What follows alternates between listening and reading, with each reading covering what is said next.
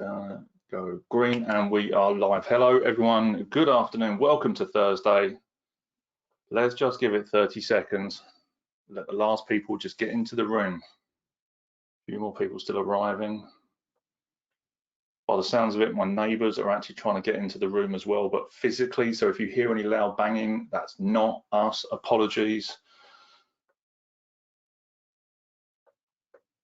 Good afternoon, Cameron, good to see you. Colin, good to see you again, thank you. Fabienne, Howard, Martin, Matt, Petra, Stuart, Tim, thank you everyone for being here. Let's just give it 30 seconds.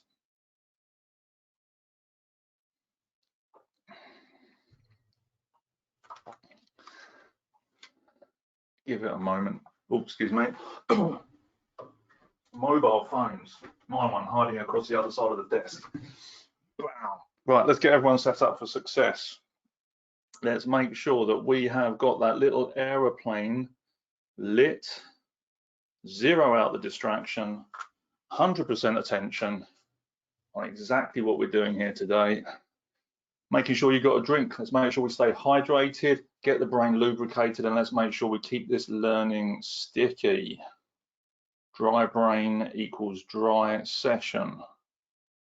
And then finally, fresh sheet, fresh thinking. So we want to make sure we've got a clean notepad in front of us. At the top of that page, you're going to write keepers. And these are the things that you want to remember, that you want to reread, that you want to use to reignite that thinking to help keep these ideas expanding and flowing into the work that you're doing. I think we're here. I think we're all good. Good afternoon, Victoria. Good to see you. Ivy, thanks for being here again. Let's do this. Welcome to today's Sticky Learning Lunch with me, Nathan Simmons, Senior Leadership Coach and Trainer for MBM, Making Business Matter, the home of Sticky Learning. We are the leadership development and soft skills provider to the grocery and manufacturing industry. And the idea of these micro learnings is to help you be the best version of you in the work that you do, whether that's while you're at home or whether it is helping you to return back to the office. Let's dive into today's session. Good afternoon, Yvonne. Good to see you again. And Lana, thanks for being here, really appreciate it. So we've already covered evaluation. We've already covered a bit of the vision.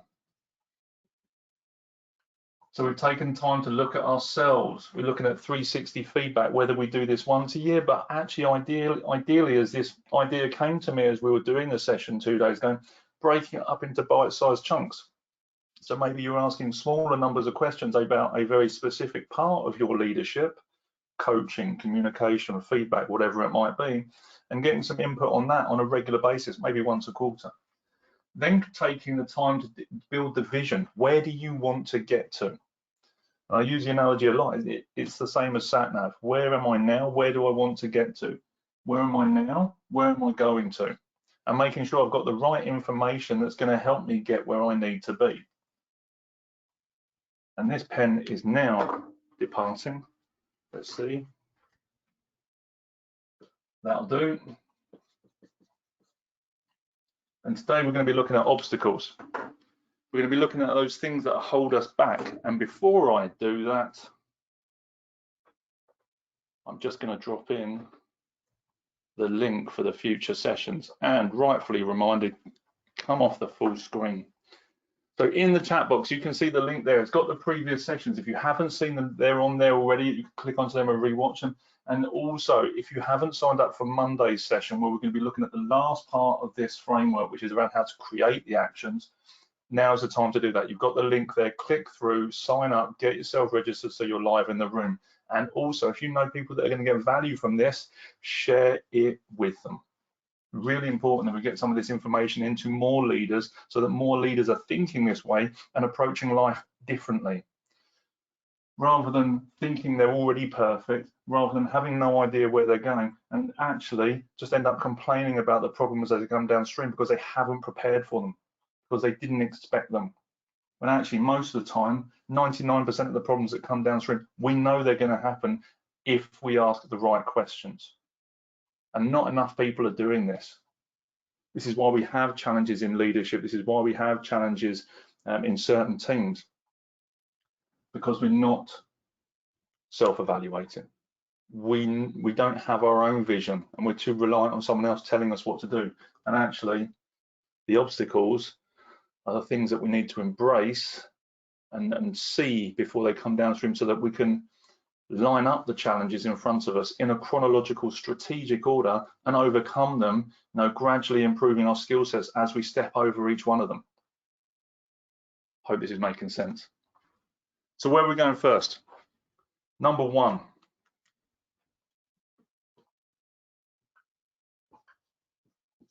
It's all about how we frame it.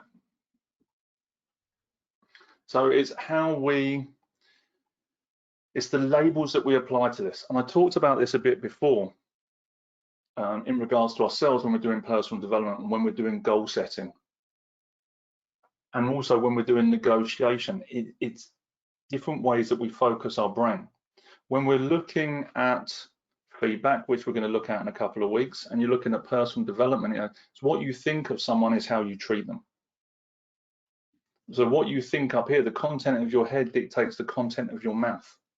And when you're doing your own personal development, the phrase that I use is, what you think of yourself is what you will achieve. And you may remember me hearing this, or if you've worked one-to-one with it, you will have heard me say this. So the moment we start thinking that we're not capable, or no, it's beyond us, we'll find reasons and excuses to make sure it is beyond us. And it stays that way. When we have a situation, actually, it's the way that we think about the thing that turns it into actually what we believe it is. So what we think of a situation is what it becomes. So especially when we're working in feedback, or we're looking at these challenges coming downstream, the moment you think it's going to be a problem, it becomes a problem. Everyone with me? Does this make sense? Give me some yeses or no's. Show me you're alive. Yes, I've got some yeses. Good. So let me say this again. What you think of a situation is what it becomes. Let me hit you with a couple of key quotes that ring true on this. One, Marcus Aurelius, things are neither good or bad, it's the thinking that makes them so. I have no idea how many thousands of years he said that. It was right then and it's right now. When we see these obstacles, we'll use a little bit of drunk logic. The problem isn't the problem. It's your attitude to the problem that is the problem. Captain Jack Sparrow on Rum. And even he was getting it right. The challenge is, though, when we frame it and we hang these labels on things and we see them as issues or we see them as problems, that's what we turn them into. So when we're delivering feedback, or even to a leader or someone in our team, and we say this is going to be a difficult conversation, what are we saying that the conversation is going to be? What are we actually saying about the person that we're actually going to talk to? How are we actually labeling that individual before we even get to them? So are we making it more or less difficult for ourselves before we even go into it? I've got my notes here. I'm just going to make sure, because the moment you judge someone, you cannot influence them. Remember this when we do feedback. I will repeat this again. At the same time, the moment we judge a situation, we deem ourselves as incapable of influencing it or changing it. So we have to address how we're looking at it. Now, common error or belief, fake news, that crisis in Chinese means two things. Someone said the word crisis means danger or opportunity. But I did some research on this. This is a misnomer. What it actually means is a tipping point. We've got a moment in there where we can change and go in different directions. Something could happen, but we've got an opportunity to look at what else is going to happen. Questions coming here, but how can you control your feelings? Example, somebody I do not like, for example. You have the option the choice to respond or react. Whether you like them or not, whether they've done something to upset you or not, you still have a choice of how you wish to respond to them. Guaranteed though, what you think of someone is how you treat them. So if I'm thinking, no, they're an idiot, or, you know, I don't want them around them, my words will change shape, and the conversation and the outcome of that conversation will also change as well. So when we go back into this, it's okay, well, what's this person asking for? How can I help this person right now? How can I change my responsibility? Oh, sorry, my ability to respond, which is my response ability. So it's important we take ourselves back. And you know what? I may not cover that in the feedback training, Mohammed, but I'm looking at on my wall over here, and there is a model there that is phenomenally powerful to use inside feedback, and it's also phenomenally powerful to use as a safeguarding tool when we're having mental health conversations with our teams as well. Is there some training for this, a change in the mental view? Yes, I think we're going to bring that to life as well. I was debating whether to do this or not, Mohammed. I think I will. So after the feedback stuff, I'm going to drop in some deep psychological stuff that helps you to reframe how you're having conversations. So the first thing is we need to reframe what we're looking at. Celebrate the stuff as it's coming downstream. Because if you're not, you know, celebrating, if you're not looking for it coming downstream and it surprises you, how do you actually feel? Let me ask a different question. Who here, yes or no, likes surprises?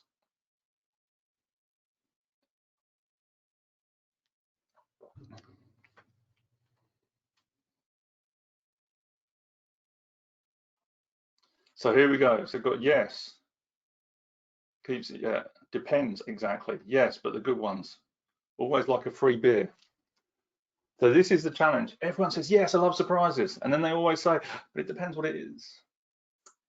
So it's not really a surprise, is it? Human nature, if you remember, we were talking about the values previously, we have a need for certainty and a need for uncertainty. And the quality of your life, as Tony Robbins says, you know, the quality of your life is dependent on the level of on how much uncertainty you can comfortably manage in your life.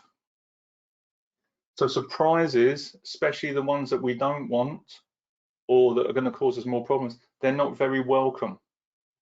So we have to start asking questions, or if these things turn up and surprise us, how am I dealing with them?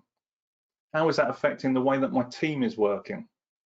What am I doing to mitigate these challenges that are coming downstream? Because if we got it framed as a problem, or it's difficult, or I didn't expect it, or this is damaging, whatever that might be, the way that I structure this is you cannot activate solutional thinking while you're complaining. Okay? And yes, that is a made-up word. Solutional does not exist. It's one of mine. And feel free to use it. You cannot activate solutional thinking while you're complaining, because your brain cannot do two things at the same time. The moment you frame it as a problem, you go into complaining and you cannot move out of it. And I'm not sure who said this. I believe it was Wayne Dyer. I think, you know, complaining is the glue that keeps you stuck to your circumstance. So we have to shift our perspective of it and look at it from a different angle. One of the lines I often use to help me do this, the problem is the solution. You may have heard me say this before. Bill Mollison, unfortunately passed away now. Very, very smart man looking at ecological design systems. Uses this phrase, the problem is the solution. Because you may have heard me say it, and I'm going to repeat this again, everything in you, about you, and around you is a solution to a problem. And you can test that by all means right now. Everything in you, about you, and around you is a solution to a problem. So when that challenge comes down the line, and maybe you did expect it or you didn't expect it, you're deeming it as a problem, actually, what is this solving for someone else? What solution is wrapped up inside this? Because I haven't, because the outside wrapping is too painful to get into, I have to take that paper off to find out what the gold is inside of that, to understand actually where the value is in that.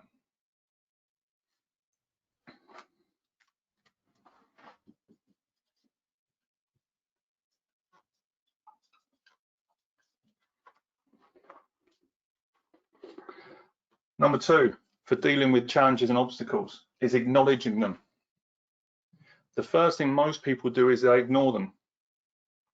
Big things in life, whether it's they're happy in their work, whether they've got a problem conversation to have, no, there's a big bill that they need to pay, whatever it is. The first thing that most people want to do is ignore them. And that's a big challenge because it's not going anywhere. The second thing that a lot of people do is they accept them. There's very few things in this life, in this world, that need to be accepted. And most of those are universal laws which cannot be refuted. But even the law of gravity is still questionable these days.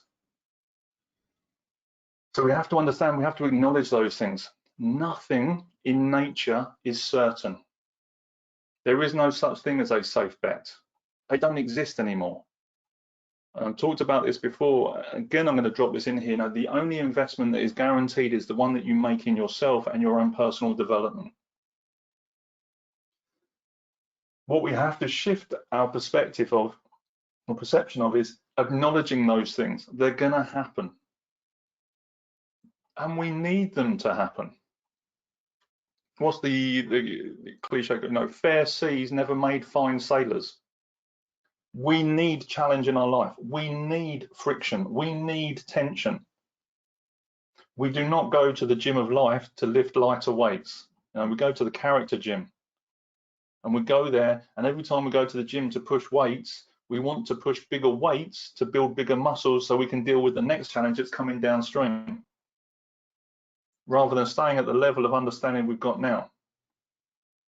Because the moment we can see those challenges, what we can then do is, just like I say, line them up in a chronological order so we actually deal with them so they become sequentially more difficult. I use the analogy of it'd be like buying a computer game.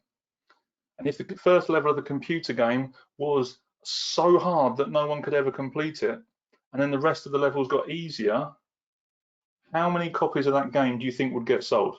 Question for all you know, if the first level was ridiculously difficult and you could not complete it, and then it got easier, how many copies of that game do you think would be sold?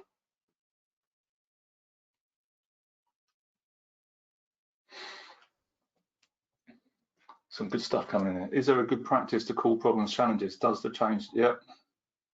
That's driver 1 on PS2, on PS1.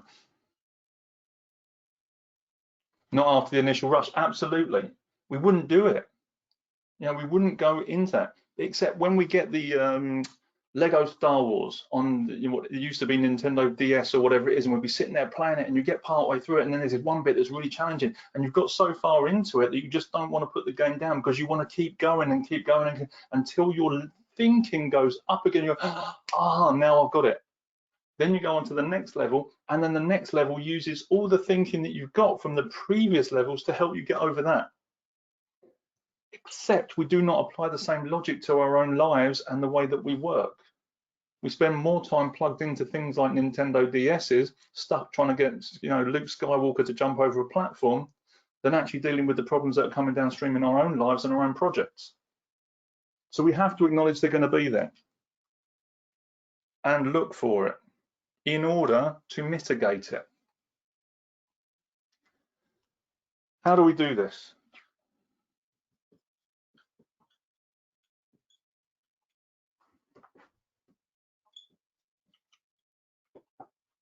I haven't come up with any better names for this model, but we're going to go with this. You may not be able to see it because it's red on there. AAA thinking. The first A is to acknowledge. I have a problem. That's okay. Acknowledge that there's a behavior or a habit or a situation occurring. Acknowledge it. The moment you acknowledge it, you can do something about it. The moment you accept it, you're actually saying there isn't anything else to do, and I'm just accepting that's the way it is. And this is dangerous when we get into the realms of feedback, because then those things that are left and accepted get repeated and become habit. And then once it becomes a habit, the standard becomes lower.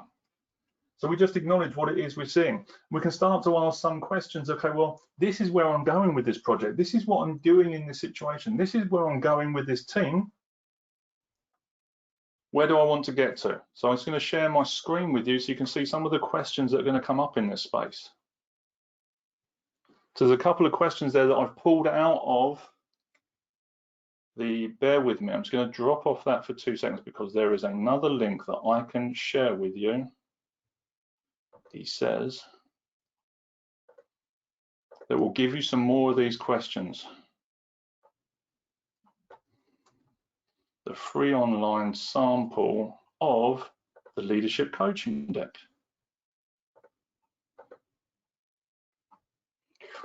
Says that, bam, bear with. The idea with these questions is you can then spend time just ask yourself some of these questions. Come on, play the game. There we go, we're back in. So we use some of these questions to start to understand, okay, well, where are these challenges? Acknowledge there's going to be challenges, and then ask questions. So we use the questions from the coaching deck. So you've got some of them there in front of you right now. You've got the link there for the free online tool. And I've just dropped the link in there so you can pick up a packet of those coaching cards as well. They're still only £5, which in itself is still mind-blowing. If you haven't got a deck, now is the time to get a deck. We have a series of questions in here that are going to help us ask better questions, so we can actually find more of those, so-called problems. So we can find some more of these obstacles, these challenges that we need to work through, because we need them in our lives in order to create the necessary tension so that we can grow the right muscles of character, personality, behavior, whatever, to overcome that and move forward. Great book, actually, on my bookshelf right now, which is well worth picking up. It's called The Obstacle is the Way by Ryan Holiday. It's a modern day view of Stoicism, astronomical. The other thing I also recommend is start doing Wing Chun, Kung Fu, because this also teaches you how to overcome plenty of obstacles very, very quickly, most of the time while not being punched in the face. Kind of useful. So yeah, pick up a copy of The Obstacle is the Way by Ryan Holiday. So we've acknowledged, we've asked questions, and we're looking for the obstacles, we're looking for the challenges, we're looking for the problems so that we can go, okay, how does this problem help someone else? Because it may well do that. And then our last A is to take action. So when we can see those things in varying different formats, so it might be that you're going in a straight line. If I do this, it may cause 3 outcomes. Okay, I've got 3 challenges here. What would I do in each 3 of those? Okay, great. If I go left, I've got another 3 options. If I go middle, I've got another 3 options. And we start to get really strategic with our thinking, and we start to think 3, 4, 5 moves out, and it becomes like a game of chess, because leadership is like a game of chess.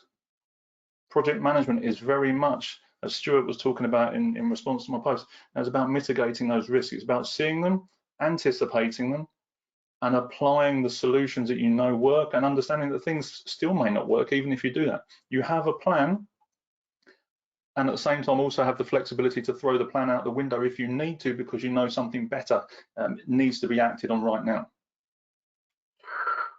Hope that's useful. We are pretty much, it's 24 minutes past. A couple of questions already here. What's been useful from today's session? Just while I'm seeing if there's any questions here I can answer right now. What has been useful from today's session? Is this a good practice to call problems challenges? Does this change how we act? Yeah, because the human brain loves a challenge. As long as that challenge is pitched at the right level. If you're working in an environment and the things you're working on are below your skill set, they become boring.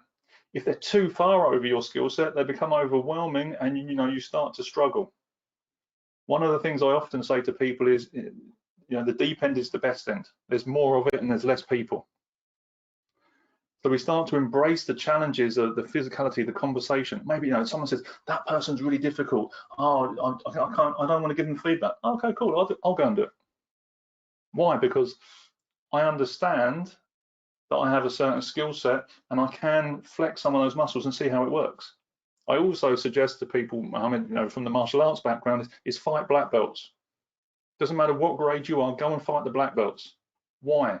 Because they will teach you more about yourself and your abilities in 5 seconds than you'll learn from fighting a white belt at the same level of you in 5 months. So the human brain loves a challenge.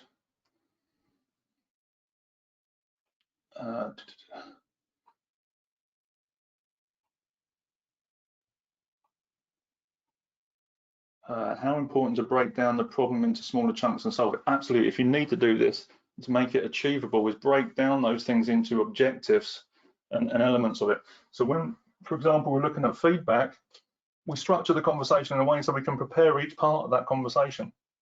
We break it down into 4 parts, 3 or 4 parts, depending on which framework we're using, so that you can just get your head around each part of it, rather than it being one massive conversation with a potentially difficult person. We break it down. There is some approach called 5 whys to solve problems. Can you elaborate? 5 whys? Yes. Don't use it. with intelligence, we use this model. Why do I say that? When we look at open questions, and I've talked about this before, the moment you ask someone a question beginning with why, especially if you don't know them very well, they will become defensive and they will start to justify their actions and become very emotive, and they'll become defensive, and you won't get what you need. And all you hear is a lot of excuses. When we use the 5 whys or 7 whys, depending which preference you've got, when we're doing it to people, what I do is I use, so what was the reason for that? What's important about that? So I frame my why questions, I begin with them with what, and I look for what was the thinking behind that. What was important about that outcome to you?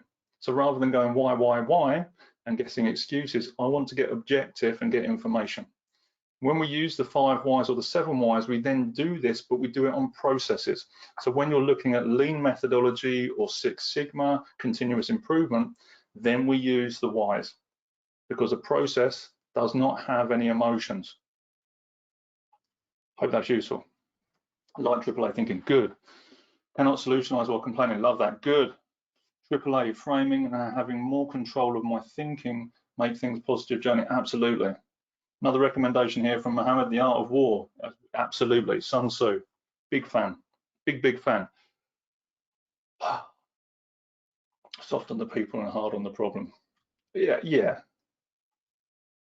Again, it comes back to me for that analogy thing is, when I'm using Kung Fu and I'm doing Wing Chun, it's a very soft form. It's considered a soft form.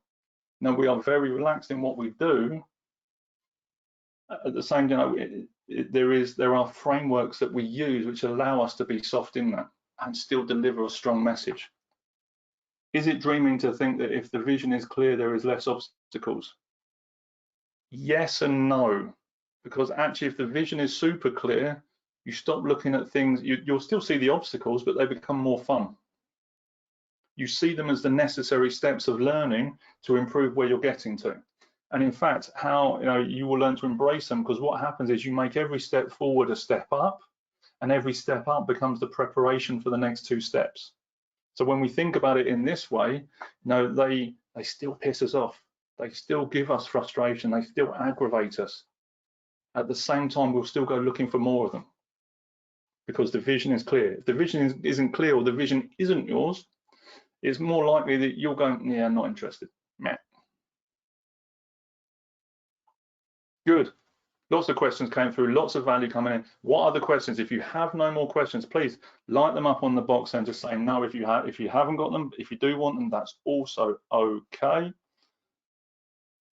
I'm just going to get the last link out of here. I want to share with you just what those last bits are coming in.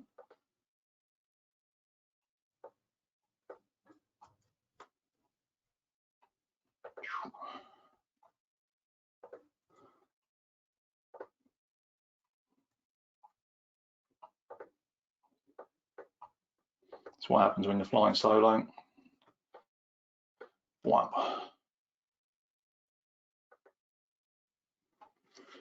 No more questions. Good. Thank you very much. Another barnstormer. Finished the week on a high. Agreed. Very insightful as always. So very appreciated. Thank you very much, everyone. Look, do you know anyone in your business, any teams, any leaders, any part of your organization, department that would find value in a conversation with me? Yes or no? Are there people in your business that need to have a conversation with me, with MBM, in order to support their development as a business unit inside your organization? A couple of yeses coming in there. If this is the case, if it is appropriate, there is a link there in the chat box for the virtual classrooms. Now, we're doing these sessions. I have my home office set up here. I have my studio space to deliver this content. Speak to us. The link there for the virtual classroom, it covers all the soft skills. It covers all the niche areas that we focus on, from category management, negotiation skills, whatever it is, to support you and your business being the best version of you in the work that you do. If we can help you, if it is appropriate, click on that link. Let's have a conversation. Let's bring this to life so I can help you to take this even further. Do I mean one-to-one coaching? Both, Mohammed, both. Whether that's, one-to-one coaching from me or one of the team here specifically, or whether it's in a group environment like this, and I actually can teach to a class online wherever you are in the world right now. I can take you through an hour and a half, 2 hours worth of leadership skills, negotiation skills, whatever it is that helps to take you to your next level, that helps you to find those challenges and those obstacles and meet them with the mindset and the skill set that's going to take you on to the next level. Hope this is useful. Huge thank you for being here. If it's appropriate, click the link. Got the link on there for the leadership cards. Get yourselves a copy now while they're still £5. Get them on your desk. Get yourselves building a new leadership mindset. And I look forward to seeing you on Monday.